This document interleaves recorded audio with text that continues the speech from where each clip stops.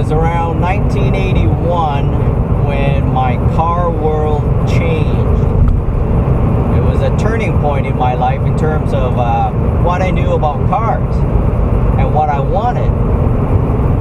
My uncle took me to a movie called The Cannonball Run, and of course by now some of you are thinking, well, why am I talking about that if I'm driving a 911? Because the star of the movie was a Lamborghini Countach, and I guess another co-star would be that Ferrari 308, I think. Well, if you're a fan of the movie, in the very first maybe 10 minutes, Burt Reynolds and Dom DeLuise, they were driving down a street, and they were met with a roadblock, and they crashed a slant nose 911. That car was only in the movie for, I don't know, maybe 10 seconds, but for some reason that car stayed in my mind the longest. Well, aside from that Countach, you can't really forget that Countach in that movie, but that 10 seconds of that 911 going into a ditch with the fenders blowing off somehow just made an impression on me. After the movie, I asked my uncle, what car was that? And he told me, well, it's a 911. It's called a Porsche. And at the time, I was very little. I thought, well, that's a strange name for a car. You name it after something that you call the police about if there's an emergency. 911. But anyways, that car, the 911, just stuck in my mind, and ever since I've just had a love affair for the 911. Now, if you've watched some of my other videos, I'm a big fan of the 928. But the lure of the 911, I'm sure I'm just like most car guys out there, it is just so strong. It's just one of those cars that if you had a list of top 10 cars that you would own, it's probably on that list. So for me, yeah, it was one of those dream cars. I have to have one some point in my life, and here I am driving one.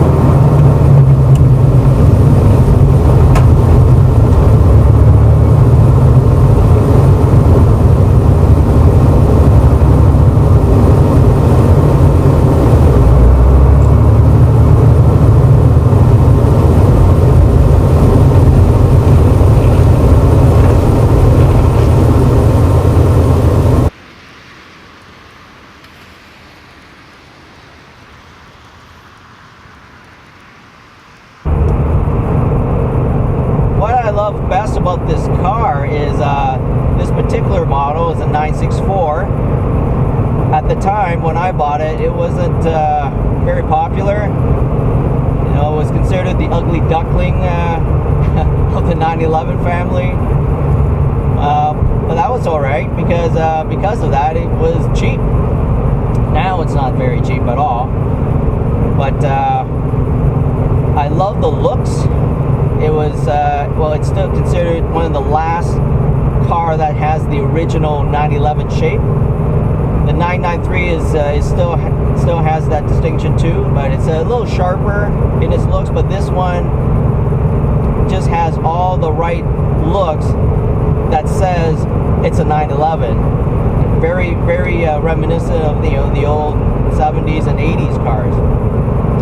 And because I was a child of the 80s and 90s, I was a little kid, and that's what I saw a lot. And I just love the looks of this car. It's one of those things that stays in your mind. You're very impressionable when you're young, and this made a big impression on my childhood. So yeah, I just love the cars from the 80s and 90s, because that was when I was growing up. And this was definitely one of those cars that made such a big impression that everywhere I go, I always look for one. If there is one, it just puts a smile on my face. It just the looks of it. The newer cars, they're fine. They're nice. Of course, they're nice. They're $100,000 cars, but it's just so aerodynamically styled that it just, to me, it just loses the 911 look, right? The old iconic shape is gone, but not with this one. So that's what I love best about the 911, my 964. Growing up in the 80s and 90s, you can't help it but to be influenced of the cars of those decades.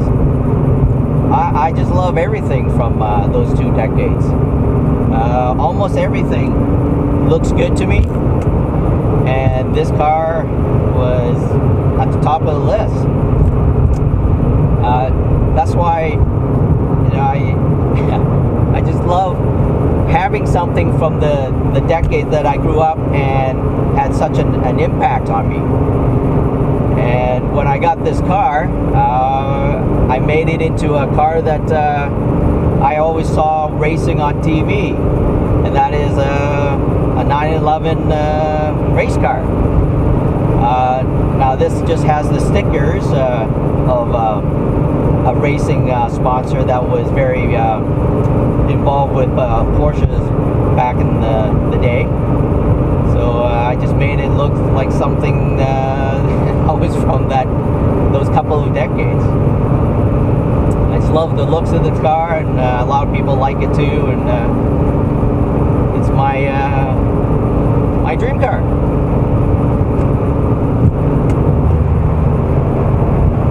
Some of the best memories I have in this car, well, every time I drive it, obviously, but it's just funny that sometimes when I park or when I come to a stop at a four-way stop or an intersection, I always get looks, always. It's understandable that adults look at it, fathers will gawk at this, will stare at this, but what I didn't expect was, the father's kid, 4-year-olds, 5-year-olds, they don't know what cars are. They don't even know what Porsches are. And they still look. And something about this shape just speaks to little kids. They look at it, they point at it, and I could see them, saying something to dad. And sometimes I could hear little kids saying to their parents, "Look, mommy, look, daddy, look at that car." You don't get that with most cars. It's just a car. But with this car, it just speaks to everybody. It speaks to adults. Little kids love it. Maybe it looks a bit like a cartoonish kind of car. I think it's probably the organic shape. That it's got lots of curves. There's lots of things to stimulate your eyes. Just makes it look good. Well, I guess looks is subjective, but there's a lot to look at. Okay, the two headlights looks like like eyes.